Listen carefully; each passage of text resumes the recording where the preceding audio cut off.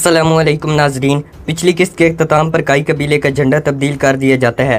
Bamsi, दुंदार, गुंदूस और साउची उस्मान के खेमे में आते हैं और उस्मान के झंडा तब्दील करने के फ़ैसले पर एतराज़ करते हैं। इस किस्त के आगाज़ में उस्मान अपने सीने पर हाथ रखता है और कहता है, ये झंडा आलमी इस्लाम का झंडा है और इस झंडे तले हम तमाम कबाइल को मुत्तहिद करेंगे। ये सुनकर दुंदार कहता है, हम अपने अजीम झंडों के साए में रहने के आदी हैं और वो झंडे हमारे आबाओ अजदाद की मीरास हैं। उस्मान अपने पुराने काई झंडे पर हाथ रखते हुए कहता है, ये झंडा ज़िंदगी और जद्दोजहद की अलामत है। हमने इस झंडे के ज़रिए जद्दोजहद की है और ज़िंदगी पाई है। फिर उस्मान अपनी मुट्ठी बंद करते हुए कहता है, और अब हम अपने पाँव पर खड़े हो चुके हैं। उस्मान अपने दोनों हाथ फैलाता है और कहता है, अब हम आगे बढ़ेंगे, फ़तह का वक्त शुरू हो चुका है। फिर उस्मान तमाम सरदारों से कहता है, अब मेरा आपसे एक सवाल है, आलमी इस्लाम में क्या हो रहा है? ये सुनकर सब लोग खामोश हो जाते हैं तो उस्मान कहता है, क्या आलमी इस्लाम में तफरीक नहीं है, इख्तलाफात, मुनाफ़कत और नाइंसाफ़ी नहीं है? उस्मान अपने हाथ ऊपर करते हुए कहता है, इसी वजह से मैं तमाम ख़ानदानों को परचम के साए तले जमा करना चाहता हूँ। वो परचम एक बहुत बड़ा परचम होगा, इतना बड़ा कि उसका साया सारे आलमी इस्लाम को अपनी लपेट में ले लेगा। उस्मान कहता है, हम ये कबीला वो कबीला बोले बगैर एक बड़ी सल्तनत की बुनियाद रखेंगे। ये सल्तनत सिर्फ काइयों की नहीं होगी बल्कि तमाम तुर्कों की सल्तनत होगी, आलमी इस्लाम की सल्तनत होगी, मज़लूमों की सल्तनत होगी। उस्मान कहता है, सातों बरे आज़म और बेहतर इस्लामी रियासतें इस परचम के साए में परवान चढ़ेंगी। ये सुनकर सब लोगों के चेहरों पर एक इत्मीनान आ जाता है। बमसी साहिब आगे बढ़ते हुए कहते हैं, आपने बेहतर सोचा उस्मान, और बहुत बड़ा सोचा, लेकिन अगर बड़े ख्वाबों में मशवरा ना किया जाए तो खसारे का सामना होता है। बमसी कहता है, अगर आप अभी हमें अपने बड़े ख्वाबों में शरीक नहीं करेंगे तो आप कभी सल्तनत की बुनियाद और फतूहात का क़याम नहीं कर सकेंगे। ये सुनकर उस्मान खड़ा हो जाता है और बमसी साहिब के पास आते हुए कहता है, कहा सोना माफ़ करना, जब तक मेरे पीछे आप जैसे दुरुस्त बात करने वाले खड़े हैं तो अल्लाह के हुक्म से हमें कोई भी शिकस्त नहीं दे सकेगा। फिर साउची आगे आता है और उस्मान से कहता है, भाई आपकी अकल की जहानत ने मेरे दिल को रोशन कर दिया है, अल्लाह आपका साया सलामत रखे। गुंदूस भी आगे आकर उस्मान का खैर मकदम करता है। बमसी साहिब कहते हैं, अर्तुगरुल साहिब की सोच रायगा नहीं गई। दुंदार भी आगे आता है और अपने सीने पर हाथ रखते हुए कहता है, अल्लाह आपकी उम्र दराज करे उस्मान। उस्मान कहता है, अगर किसी दिन मेरे किए गए फ़ैसले से आपको कोई परेशानी हो तो अपने ईमान से कभी पीछे मत हटना, क्योंकि ये खैमा दिल और अकल की बीमारी के लिए दवा है। फिर उस्मान बमसी साहिब से भी झंडा ले लेता है और झंडा का बोसा लेने के बाद उसे एक तरफ रख देता है। दूसरी तरफ एनागोल किले का दरवाज़ा खुलता है और उस्मान के सिपाही मौसीकार बनकर किले में दाखिल होते हैं। जब वो अंदर आते हैं तो तमाम लोग उनके गिर्द जमा हो जाते हैं। बोरान और उसके दोनों दोस्त घोड़ा गाड़ी से नीचे आ जाते हैं और गाना बजाने लगते हैं।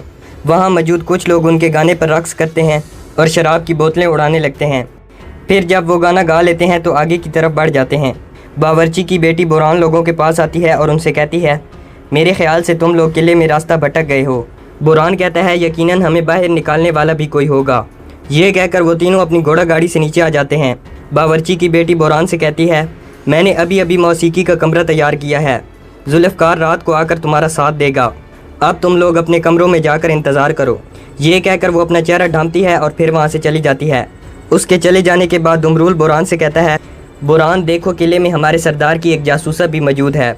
वो लोग ये बातें कर ही रहे होते हैं कि इसी दौरान एक आदमी आकर बोरान के कंधे पर हाथ रखता है। ये देखकर बोरान उसे दीवार से लगाता है तो वो आदमी कहता है, देखो मैं बायोजा हूँ। बोरान बायोजा को देखकर हैरान हो जाता है और उससे कहता है, तुम यहाँ क्या कर रहे हो बायोजा? बायोजा कहता है, मुझे लगा कि आप लोगों को मेरी ज़रूरत होगी। बोरान बायोजा को लेकर आगे की तरफ चल पड़ता है और उससे कहता है, अगर तुम साउची साहिब के बेटे न होते तो मैं तुम्हें इसी वक्त यहाँ से निकाल देता बायोजा। तुम उस्मान साहिब का खून हो, हम तुम्हारे साथ ऐसा करने पर मजबूर हैं। ये कहकर वो आगे की तरफ बढ़ जाते हैं। दूसरी तरफ सोगोत में पैथरोस और उसका साथी अपनी दुकान में मौजूद होते हैं। पैथरोस का साथी पैथरोस के पाँव दबा रहा था। पैथरोस का साथी कहता है, वैसे मुझे आपकी अदाकारी पर हैरत है जनाब। पैथरोस कहता है, हमने अजीम पादरी की तरबियत में परवरिश पाई है, उनके मुक़द्दस हाथ खुदावन के फजल से हमें हर सूरत में डाल देते हैं।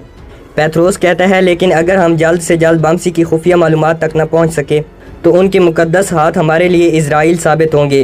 पैथरोस का साथी कहता है, डेविड कबीले में है और वो सुराग रसाई कर रहा है। बमसी साहिब का पीछा करना वो अच्छी तरह जानता है।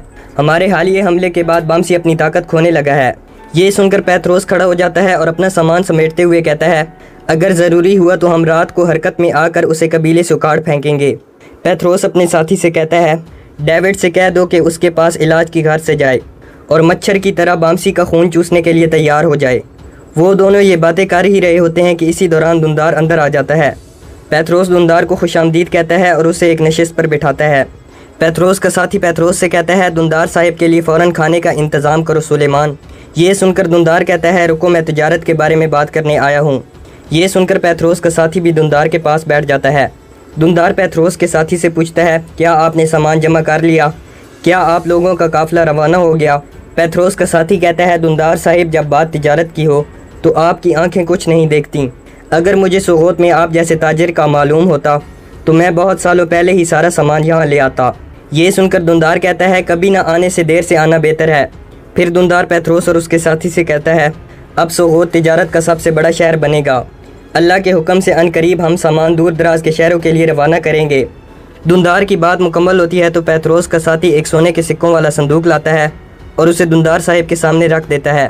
دھندار حیرانی سے پیتروس کے ساتھی کی طرف دیکھتا ہے تو وہ کہتا ہے یہ آپ کا حصہ ہے دھندار صاحب۔ دھندار کہتا ہے میں نے تو ابھی تک کوشش ہی نہیں کی اور میں اپنا حصہ کیوں وصول کروں؟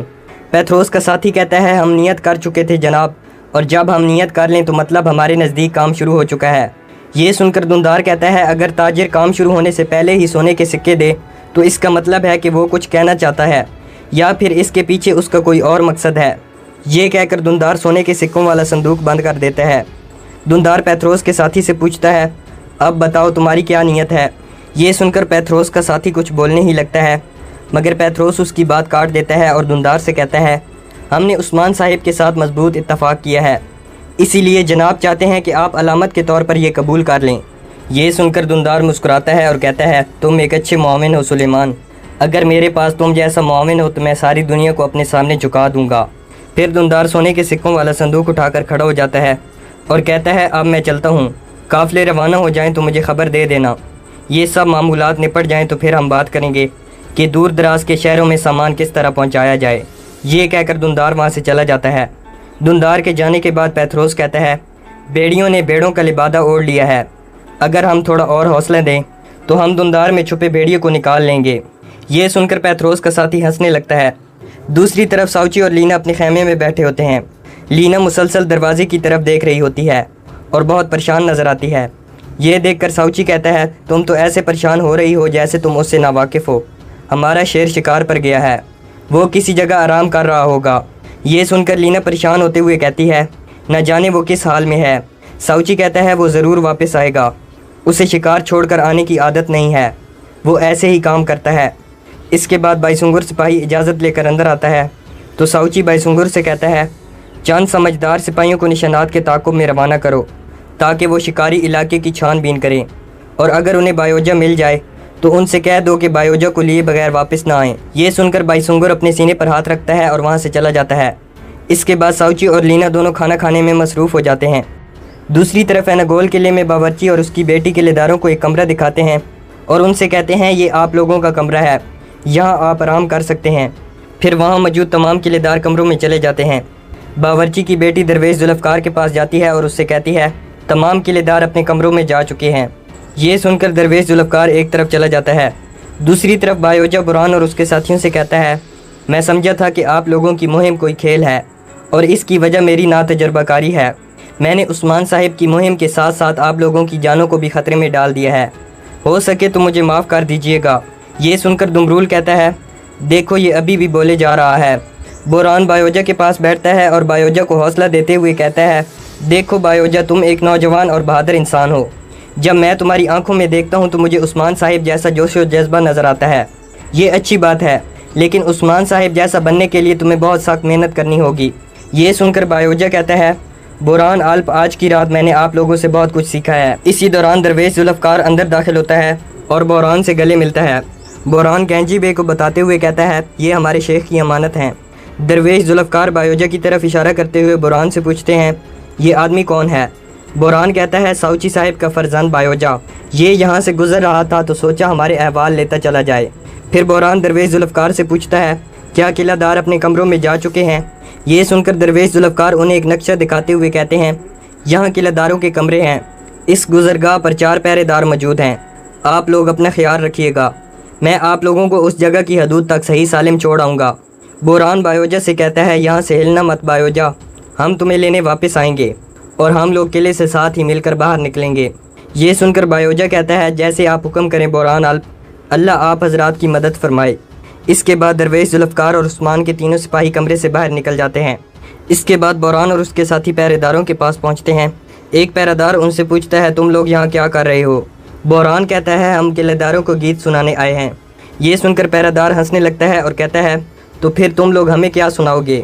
بوران کہتا ہے ہم تم لوگوں کو موت کا خوبصورت گیت سنائیں گے۔ یہ کہہ کر بوران اور اس کے ساتھی پہرے داروں پر حملہ کر دیتے ہیں۔ ان کا کام تمام کرنے کے بعد بوران گینجی بے سے کہتا ہے ان کتوں کی لاشوں کو یہاں سے ہٹا دو گینجی بے، اور اس جگہ کی نگرانی کرو۔ یہ کہہ کر بوران اور دمرول علیحدہ علیحدہ قلعے داروں کے کمرے میں چلے جاتے ہیں۔ دمرول ایک قلعے دار کے کمرے میں جاتا ہے اور جیسے ہی اس پر حملہ کرنے لگتا ہے تو قلعے دار اٹھ کر دمرول کے وار کو روک لیتا ہے۔ اتنے میں پردوں کے پیچھے چھپے دو پہرہ دار سپاہی بھی باہر آ جاتے ہیں اور وہ دمرول پر حملہ کر کے دمرول کے بازو کو زخمی کر دیتے ہیں۔ دوسری طرف بوران ایک کمرے میں داخل ہوتا ہے تو کمرے کے دروازے کے پیچھے ایک سپاہی چھپ کر کھڑا تھا۔ سپاہی جیسے ہی آگے بڑھ کر بوران پر حملہ کرنے لگتا ہے تو بوران اسے پلٹ کر مار دیتا ہے۔ اسی دوران بستر پر سوئے ہوئے دو مزید سپاہی سامنے آتے ہیں اور وہ بوران پر حملہ کر کے بوران کے بازو کو بھی زخمی کر دیتے ہیں۔ بوران اپنے آپ کو سنبھالتے ہوئے کہتا ہے اچھا تو یہ آپ لوگوں کا جال تھا کتو۔ دوسری طرف دمرول بزنطینی سپاہیوں سے کہتا ہے اوئے خبیثو تم لوگوں نے خنجر پر کیا لگایا تھا؟ ایک بزنطینی سپاہی کہتا ہے تمہاری موت کی دوا۔ دمرول کہتا ہے ابھی میں تم لوگوں کو مزہ چکھاتا ہوں۔ یہ کہہ کر دمرول ان پر حملہ کرنے لگتا ہے تو مزید بزنطینی سپاہی وہاں آ جاتے ہیں تو وہ دمرول پر حملہ کر کے دمرول کو بے ہوش کر دیتے ہیں۔ دوسری طرف بوران جوان مردی کے ساتھ بزنطینی سپاہیوں کا مقابلہ کر رہا تھا۔ بوران کچھ بزنطینی سپاہیوں کو مارنے میں کامیاب ہو جاتا ہے مگر اتنے میں 3 مزید بزنطینی سپاہی سامنے آتے ہیں اور وہ بوران پر حملہ کر کے بوران کو بھی بے ہوش کر دیتے ہیں۔ دوسری طرف گینجی بے باہر کھڑا ہو کر بوران اور دمرول کا انتظار کر رہا تھا۔ اسی دوران نکولا وہاں آتا ہے اور گینجی بے سے کہتا ہے کیا تم لوگوں نے اس جگہ کو مرغیوں کا دڑبہ سمجھ رکھا ہے کہ جب چاہا آ گئے اور جب چاہا چلے گئے؟ گینجی بے کہتا ہے تم مرو گے بے غیرت انسان۔ یہ کہہ کر گینجی بے جیسے ہی نکولا پر حملہ کرنے لگتا ہے تو نکولا کے سپاہی وہاں آ جاتے ہیں۔ نکولا اپنے سپاہیوں سے کہتا ہے حملہ کرو مگر اسے قتل مت کرنا، یہ مجھے زندہ چاہیے۔ اس کے بعد بزنطینیوں کی ایک بڑی تعداد گینجی بے پر حملہ کر دیتی ہے۔ گینجی بے 4-5 بزنطینی سپاہیوں کو مار دیتا ہے مگر چونکہ بزنطینی سپاہی تعداد میں بہت زیادہ تھے اسی وجہ سے وہ گینجی بے پر قابو پا لیتے ہیں اور اسے پکڑ کر نکولا کے سامنے لاتے ہیں۔ نکولا گینجی بے کو منہ سے پکڑتے ہوئے کہتا ہے کیا ہوا عثمان کے لومبڑ، کیا اس ریوڑ کے کتے نے تمہیں تکلیف دی ہے؟ گینجی بے کہتا ہے تم مرو گے نکولا۔ نکولا کہتا ہے لیکن پہلے تم مرو گے۔ یہ کہہ کر نکولا گینجی بے کے سر میں ٹکر مارتا ہے اور اسے نیچے گرا دیتا ہے۔ اسی دوران بزنطینی سپاہی دمرول اور بوران کو بھی پکڑ کر وہاں لاتے ہیں۔ نکولا اپنے سپاہیوں سے کہتا ہے ان سب کو قید خانے میں لے جاؤ، کل جشن منایا جائے گا۔ باورچی کی بیٹی یہ سب سن کر پریشان ہو جاتی ہے۔ دوسری طرف عثمان بھی کچھ سپاہیوں کو لے کر قلعے میں پہنچ چکا تھا۔ سلطوق کمرے سے باہر جھانکتے ہوئے کہتا ہے انشاءاللہ میرے بھائی ان قلعے داروں کے سر قلم کیے بغیر نہیں لوٹیں گے، ہم نے بھی ہر طرح کی تخمینوں کا حساب لگا رکھا ہے۔ جارکتائی کہتا ہے وہ جان تو دے سکتے ہیں مگر ان کتوں کے سر کاٹنے سے پیچھے نہیں ہٹ سکتے۔ عثمان کہتا ہے ان کے حصے میں ابھی تو بس 4 قلعے دار تھے لیکن آئندہ انہیں بڑی مہمات سونپی جائیں گی اور جہاں تک ہماری بات ہے تو ہمارے نصیب میں نکولا ہے۔ عثمان کہتا ہے نکولا آج رات مر کے ہی رہے گا۔ اسی دوران باورچی اور اس کی بیٹی افتالیہ وہاں آتی ہے۔ افتالیہ کافی گھبرائی ہوئی تھی۔ عثمان افتالیہ سے پوچھتا ہے کیا ہوا ہے، تم اتنی گھبرائی ہوئی کیوں ہو؟ افتالیہ کہتی ہے عثمان صاحب انہیں گرفتار کر لیا گیا ہے، نکولا کے سپاہی انہیں قید خانے کی طرف لے گئے ہیں۔ یہ سن کر جارکتائی کہتا ہے ہمیں اس کالی رات کو دن میں بدل دینا چاہیے جناب، اگر ان کتوں کی قید سے ہم اپنے بھائیوں کے لیے بغیر واپس لوٹے تو یہ ہمارے لیے بڑی شرم کی بات ہوگی۔ عثمان نکولا کے باورچی سے کہتا ہے ہمیں قید خانے کی طرف لے جاؤ۔ اس کے بعد عثمان باورچی کی بیٹی سے کہتا ہے افتالیہ تم نکولا کو اپنی نظروں میں رکھنا۔